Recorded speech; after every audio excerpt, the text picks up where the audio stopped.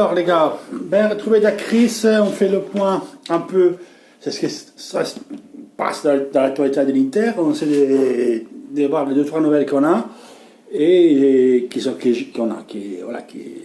ont lu, qu'on sait par rapport à celle-ci et l'évolution de ce qui ça pourra être le mercato d'ici un mois, parce qu'il y a des choses qui changent dans le mercato, vous savez. Et apparemment, il y a des objectifs qui changent, où il y a des nouvelles opportunités qui sont créées grâce à même des collaborations, voire avec Commisso de la Fiorentina, des collaborations qui vont au-delà du mercato aussi. Des choses qui ont à voir avec l'entreprise privée de Saning et Commisso, c'est extra foot. Et per la construction des stades. Entre Commisso, Saning, Pallotta et la propriété du Bologne, qui c'est italo-canadien, on cherche de faire une joint venture, on essaie de faire un bloc pour aller après discuter pour accélérer avec la bureaucratie italienne, qui c'est catastrophique, pour avoir des délibérations, des lois, quelque chose pour construire le stade rapidement pour les sociétés, et même après, avec cette synergie qui vient se créer entre ces quatre partenariats, c'est à l'étude de la chose, hein, de faire groupe, et avec leur entreprise, même privée, extra, construire des stades même pour d'autres sociétés. Donc, c'est tout en tout que ça va revenir, ça va faire grandir le foot italien, et ça fait quand même gagner de l'argent à eux. Et voilà quoi. Ils peuvent même construire eux-mêmes des stades pour des autres, ou amener des constructeurs, vu les connaissances qu'ils ont Saning, vu les connaissances qu'ils ont Commisso, Pallotta, l'autre canadien, faire une joint venture pour essayer d'accélérer cette histoire des stades, et éventuellement ensuite un jour pour pouvoir construire le stade pour d'autres sociétés italiennes qui méritent d'avoir un stade comme dans tous les pays. Quand on regarde que le foot anglais ça vaut 4 milliards d'euros et le foot italien n'arrive même pas à une, ou il arrive à une, ça fait tomber les bras par terre. Les 4 milliards d'euros à se partager parce qu'il fait la Première Ligue, c'est beaucoup. Vous comprenez que les petits clubs, ils ont plus des possibilités par rapport des clubs moyens comme Fiorentina, mais même comme l'Inter, et des clubs disons, comme West Ham, il y a 4 milliards d'euros qui est rentré. Ils avaient 300 millions d'euros, 200 millions d'euros chaque année, rien que pour les droits télévisifs. Tu as du pouvoir d'achat, que nous, on n'avait pas. L'Inter, il n'a même pas un stade. Il commence à grandir, on est puissant, et bien le stade, c'est basilaire. Avoir notre stade, c'est basilaire pour augmenter la facturation au guichet, avec faire vivre toujours le stade avec le musée, avec des hôtels, avec des restos, avec le cinéma, je ne sais pas, mais tout, que c'est pour l'Inter. Donc ça te fait grandir, tu auras plus de possibilités. Et nous, on n'a pas le stade. Et on commence à marcher vers une ère dorée. L'Inter va vers une ère dorée. Il faut que vous compreniez. Saning, même si beaucoup d'entre vous, ils ont tiré de la merde, c'est une puissance que vous n'imaginez même pas. C'est ce qu'il peut faire Saning, encore on ne l'a pas vu. Parce que pour le moment, Saning, ils ont fait, c'est ce qu'ils devaient faire. Ils ont pris l'Inter avec une accord vinculante à la UEFA, donc on ne pouvait pas, même si on voulait mettre de l'argent, on ne pouvait pas. Il fallait faire des plus-values et faire attention au bilan. On est sorti de cet agrément il y a 6 mois. Et déjà, regardez là, on a fait notre meilleur départ de l'histoire de l'Inter. On a vendu le Icardi, que beaucoup d'entre vous, ils pleuraient. On a pris Lukaku, était bidon. On a fait ça, on a fait là. Et on a fait le meilleur départ de l'histoire de l'Inter. 37 points sur 48 disponibles. Jamais 42. Jamais l'Inter n'a fait un départ comme ça. On a dehors Sanchez, Sensi, Barella, les 3 nouveaux. Et on est quand même à un point plus de la Juve. Ça ne veut pas dire qu'on va gagner le championnat. Ça veut dire qu'on est trop bien faire. Le championnat, c'est pas fini. On n'a rien fait. Mais mettons compte, ils se demandent, merde, on est arrivé là, on a un point en plus que la Juve, il nous manque du monde. Et puis on parlera de Sensi, qui est de nouveauté sur Sensi. Sensi, 2019, c'est terminé. Et après, on parlera de Sensi. Quand il se dit, si on arrive à peut-être anticiper un achat d'été, une de notre objectif, c'est pas, je vais vous faire un nom, mais ça ne veut pas dire que ça, c'était sûr qu'on le prend de juillet. Maintenant, il s'est créé une possibilité, vu que Commisso et Saning, ils ont fait un accord de collaboration extra sportive, c'est-à-dire entre entreprises. Donc, vous savez que si tu fais un accord extra-sportif avec une entreprise, après, c'est normal que je te fais un faveur dans l'ambit sportif. Le président de l'Atalanta, maintenant, il fait des affaires en Chine avec Sanning. C'est pour ça que Kulusevski, il va venir à l'Inter 100%, et c'est un nouveau crack, lui, c'est très fort. Kulusevski va venir, on a pris Bastoni comme ça. Donc, l'Inter, il a quand même si vous voulez, il a une option toujours sur l'Atalanta, c'est-à-dire l'Atalanta il va vendre des joueurs, il y a des offres, par contre Percassi il demandera à Sanning, regarde que j'ai une offre pour ce joueur-là, ça vous intéresse, parce qu'il nous laisse quand même une voie préférentielle à l'Inter, si il y a quelqu'un qui nous intéresse, si on dit non, ils peuvent le vendre, mais c'est pas que, en tout cas s'il y a une offre, il sera proposé à l'Inter, il dit regarde, ce club-là il nous offre comme ça, tu le veux, tu veux rentrer en tentative toi aussi, mais il y a ce club-là. Però on a une voie préférentielle, donc Percassi, président de l'Atalanta, si un jour elle est en Inter, la Juve, elle a une affaire avec l'Inter, c'est clair que ça ne penche plus vers l'Inter. Après, ça ne veut pas dire que tu as tous les joueurs, bien évidemment, parce qu'après c'est deux choses séparées, mais des bonnes relations, des affaires extra sportive, ça porte ça. Donc les gens bientôt qu'on commisso ça. À la Fiorentina, ils aiment beaucoup Politano. Ils ont d'Albert. Nous, on a Biraghi. Chiesa, on dit maintenant qu'il y a un peu le même problème qu'a vu Icardi avec le vestiaire. Il s'est engueulé avec quasiment tout le vestiaire, soi-disant les voix qu'on entend dire. J'ai vu des vidéos de certains youtubeurs de la Fiorentina, dont une s'appelle Catto, C-A-T-O, qui disent qu'il y a un problème sérieux. Après, c'est une chose que ça peut arranger. Après, c'est pas sûr qu'ils te le vendent en janvier. Mais déjà, ils ont cherché Politano pour 25 millions d'euros. Tu sais, tu dis, bon, on me donne tout d'Albert, on me donne tout Politano et on me donne 30 millions d'euros. Est-ce que nous donnons qu'ils en mettront en janvier? Pourquoi pas? Pourquoi pas? Ils ne donneront pas. C'est la rotation qu'ils font, plus ou moins. Hein? En plus, on a Gabigol à vendre, donc on a des cartes. Donc l'Inter, vu que c'est ainsi, alors hier, elle a pris l'avion, elle est partie à Munich, en Bavière, pour aller faire des tests physiques chez un spécialiste, comme je vous ai anticipé. Chez un spécialiste. Avec lui, il est parti un des médecins de l'Inter. Ils vont faire des tests physiques, ils vont faire des examens instrumentaux pour voir pourquoi ça continue dans la zone de l'abducteur à avoir ces douleurs. Alors, moi, je ne suis pas un médecin, je ne suis rien du tout. Je suis simplement allé consulter tout seul des sites médecins sportifs. Ce problème qu'il a vu, un fatiguement musculaire, après ils viennent, ils rentrent, il a mal. Après c'est le proxax, le muscle grand de la cuisse, qu'il a vu la même chose, c'est la même zone, tu as eu mal. Après tu es rentré contre Dortmund, mais tu étais fatigué encore, et il reste toujours ce fastide. Ce fastide, cette petite douleur, cette petite, tout qui t'embête à la zone de l'abducteur. Tous les indices, ils amènent à une pubalgie. Donc on verra bien. Si c'est le cas, il y a une erreur d'évaluation, ils ne se sont pas rendus compte, le staff médical de l'Inter, je ne sais pas, le staff médical de l'Inter disait que ce n'était pas pubalgie, et ils avaient fait des tests à Rozzano, à l'Humanitas, où tous les joueurs de l'Inter ils font leurs tests, et les résonances magnétiques, ils passent des scanners et toutes les choses. C'est là-bas qu'ils vont jouer de l'Inter. Barella a été opéré à l'Humanitas. Il était écarté cette hypothèse. Donc, c'est l'hypothèse qu'il faut prendre en main. Parce qu'on a vu Verratti qui avait le même problème, il a été opéré des pubalgies. On a vu Vecino l'an dernier, après il s'est opéré. Donc, on va voir. Mais je pense que le 2019 de Sensi, ça se termine là. Difficilement, il rentrera avant.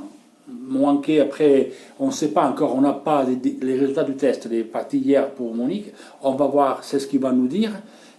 Quel sera le diagnostic, quel sera le temps de récupération, quelle thérapie ils doivent suivre, est-ce que c'est pubalgie, est-ce que c'est pas pubalgie, est-ce que c'était une déchirure qu'on n'a pas vue, je ne sais pas moi, on verra bien ce qu'ils vont nous dire, mais tous les indices ils amènent à pubalgie. Ça, c'est pour lui. Quand je lui dis de Chiesa, on parle de Kulusevski, maintenant Vidal il doit plus venir, maintenant Vidal il revient à l'Inter, alors l'autre jour, Mondo Deportivo l'a relancé, on me donne Vidal et 70 millions d'euros pour baisser la clause de Lautaro. Alors, la clause de Lautaro, à savoir que c'est comme Icardi, du 1er au 10 juillet, après c'est fini. 2. Tout le monde dit que Barcelone il peut la payer, mais mes couilles. Ils ont Dembélé qui encore ils n'ont pas amorté, ils ont Coutinho qui n'a pas amorté. Avant de pouvoir prendre et payer 110 millions d'euros, ils doivent faire des sorties parce que la fête pour eux c'est fini aussi. Et même s'ils sont devenus le club qui fait toujours plus d'argent, ça ne marche pas comme ça. Donc, ils ont, eux, des problèmes aussi. Ils doivent sortir de jeu. Ils ne peuvent pas encore venir et mettre 100 millions d'euros parce qu'après, les salaires, le machin, ton 70%, la seuil entre c'est ce que tu gagnes et tu peux dépenser, tu la dépasses. Donc, bien sûr, on ne peut pas le prendre. Mais Marotta a parlé hier aux marges des primes en Italie, où Andanovic a gagné pour la troisième fois, il était le meilleur gardien de la Serie A. Il a bien dit qu'il n'y a pas de problème, que le contrat va jusqu'en 2023, donc ils vont se voir, on va lever la clause, on va la augmenter, parce que maintenant il vaut 200, au moins la clause, on va mettre 250 millions d'euros. Mais l'Inter, il veut lever la clause, après, ça veut pas dire que si on lève la clause de Lautaro, ça veut pas dire qu'après, pourtant l'Inter va fixer avec ses dirigeants, ses agents, un prix où il pourra être vendu. On verra. Mais tout est là à penser que le joueur il va rester à l'Inter, même parce qu'il n'est pas con. Oui, tu vas jouer à Barça. Mais Messi, maintenant, il commence à être les plus jeunes.